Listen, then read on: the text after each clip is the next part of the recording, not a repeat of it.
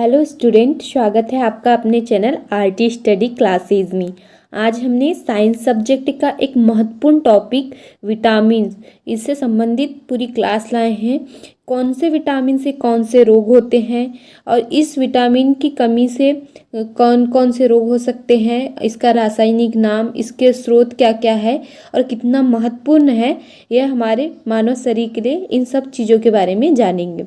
अगर आप पहली बार इस क्लास में आए हैं तो प्लीज़ इस क्लास को अधिक से अधिक लोगों तक पहुंचाइए। लाइक, शेयर एंड सब्सक्राइब जरूर कीजिएगा और इस वीडियो को पूरा देखिएगा। अगर आप एसएससी जीडी के अभी फ़िलहाल में जो एग्ज़ाम चल रहे हैं उसके लिए भी जा रहे हैं तो आप इस वीडियो को देख सकते हैं। आपके लिए ये क्लास बहुत महत्वपूर्ण है। ठीक है, तो आज की क्लास हम स्टार्ट करते हैं। पहला है हमारा विटामिन ए।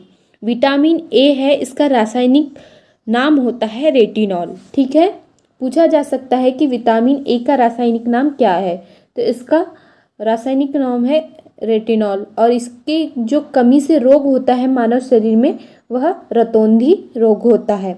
और विटामिन ए का स्रोत क्या है, अगर हम इस पदार्थ को खाते हैं तो हमें कौन से पदार्थ से विटामिन ए प्राप्त हो सकता है, तो अगर हम गाजर, दूध, अंडा या फल का सेवन करते हैं तो उससे हमें विटामिन ए प्राप्त होता है। ठीक है, नेक्स्ट है हमारा विटामिन बी। विटामिन बी का रासायनिक नाम है थायमीन। विटामिन बी का रासायनिक नाम क्या है? थायमीन। और इसकी कमी से होने वाला रोग है बेरीबेरी। बेरीबेरी नामक रोग विटामिन बी की कमी से होता है। और इसकी विटामिन बी के कमी को कम करने के लिए या इसकी विटामिन बी को प्राप्त करने के लिए हमारे शोध है मूंगफली, आलू और हरी सब्जियां। अगर आप हरी सब्जियां ग्रहण करते हो तो आपको विटामिन बी भरपूर मात्रा में प्राप्त होगा। नेक्स्ट है हमारा vitamin B two. Vitamin B two का रासायनिक नाम है राइबोफ्लेविन।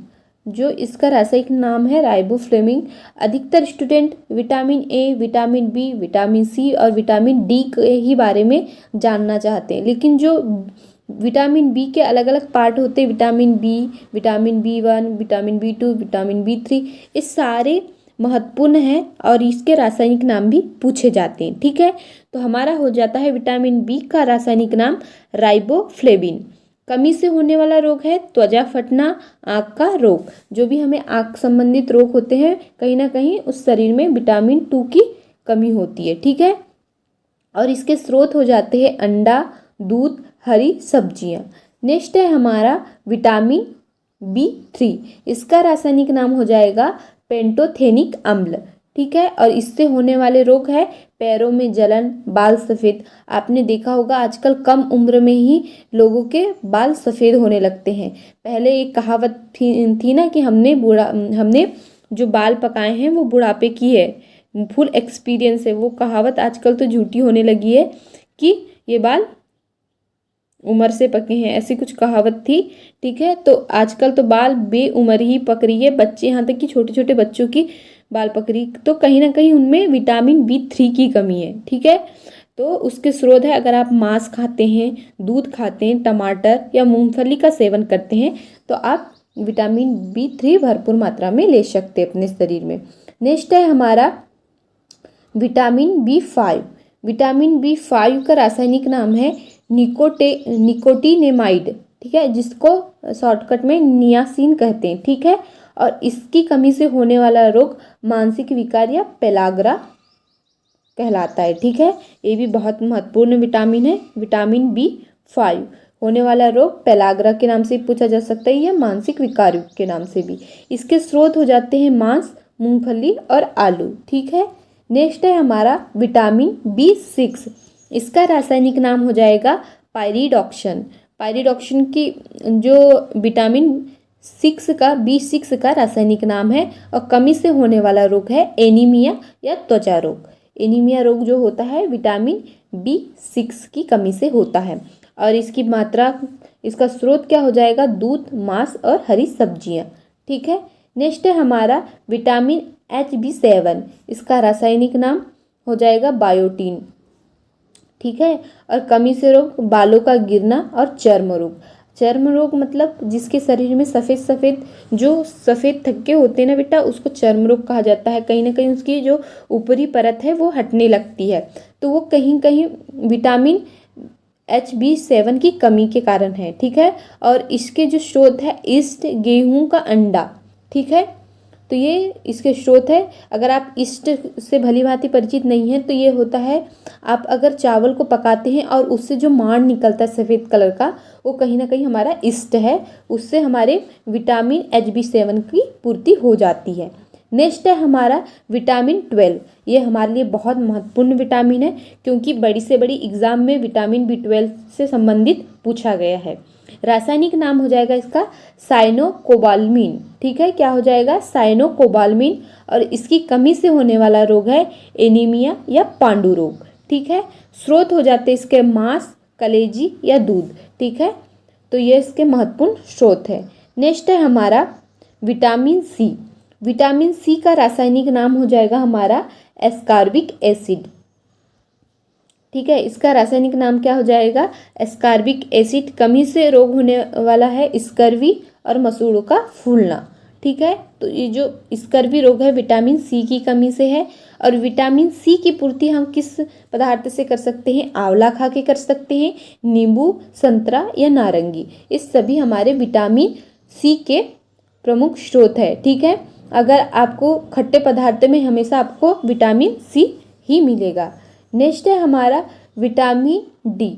इसका रासायनिक नाम है कैल्सीफेरॉल।